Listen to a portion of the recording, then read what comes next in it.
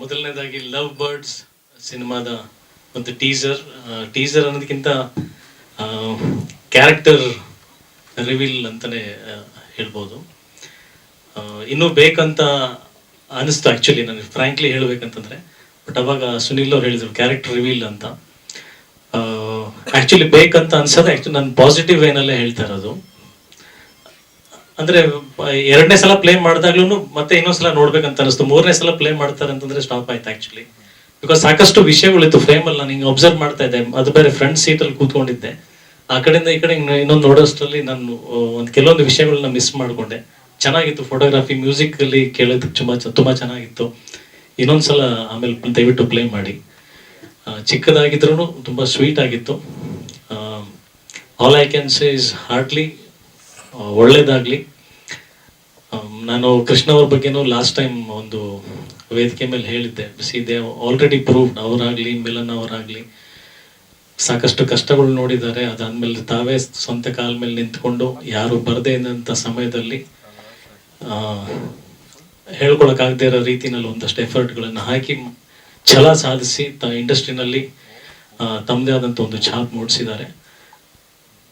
ಇನ್ನು ಮುಂದೆ ಪದೇ ಪದೇ ಬರುವಂಥ ಎಲ್ಲ ಸಿನಿಮಾಗಳಲ್ಲಿ ನಿರ್ದೇಶಕರು ನಿರ್ಮಾಪಕರು ಅವ್ರನ್ನ ಹೇಗೆ ಬಳಕೆ ಮಾಡಿಕೊಳ್ತಾರೋ ಅದು ಅವ್ರ ಮೇಲೆ ಬಿಟ್ಟಿರೋದು. Because they have already proved.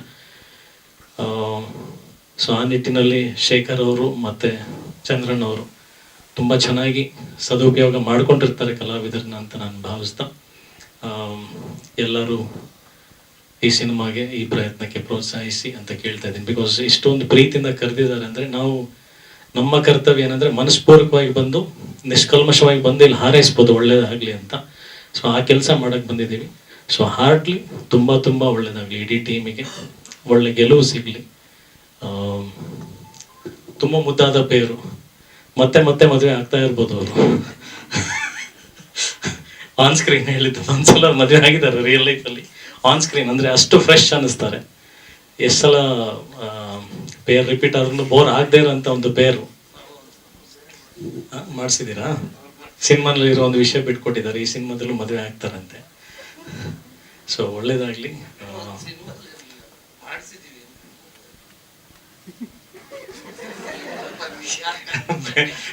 ಬೇಡ.